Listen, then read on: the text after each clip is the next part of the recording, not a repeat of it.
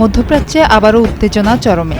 জর্ডানে থাকা মার্কিন সামরিক স্থাপনায় ক্ষেপণাস্ত্র হামলা চালানোর দাবি করেছে ইরানের Islamic revolutionary guard corps IRGC। একই সঙ্গে পশ্চিম ইরানের আকাশে একটি মার্কিন MQ-9 ড্রোন ভূপাতিত করার দাবিও করেছে তারা।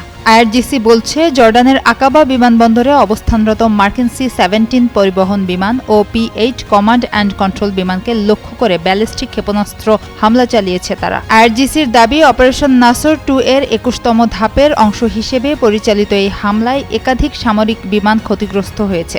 সুস্থ জীবন, সুন্দর পৃথিবী। এদিকে ইরানের আধা সরকারি মেহের নিউজ এজেন্সি জানিয়েছে কেরমানশাহ প্রদেশের আকাশে একটি মার্কিন MQ-9 ড্রোন শনাক্ত করে ভূপাতিত করা হয়েছে। অন্যদিকে যুক্তরাষ্ট্রের সেন্ট্রাল কমান্ড জানিয়েছে তারা টানা নবম রাতের মতো ইরানের বিভিন্ন স্থাপনায় বিমান হামলা চালিয়েছে। ওয়াশিংটনের দাবি হরমুজ প্রণালীতে আন্তর্জাতিক বাণিজ্যিক জাহাজে নিরাপত্তা নিশ্চিত করা এবং ইরানের সামরিক সক্ষমতা দুর্বল করাই এই অভিযানের লক্ষ্য। এদিকে যুক্তরাষ্ট্র ও ইরানের মধ্যে সাম্প্রতিক এই পাল্টাপাল্টি হামলা অব্যাহত থাকায় মধ্যপ্রাচ্যে নতুন করে বড় ধরনের সংঘাতের আশঙ্কা আরও জোরালো হয়ে উঠেছে।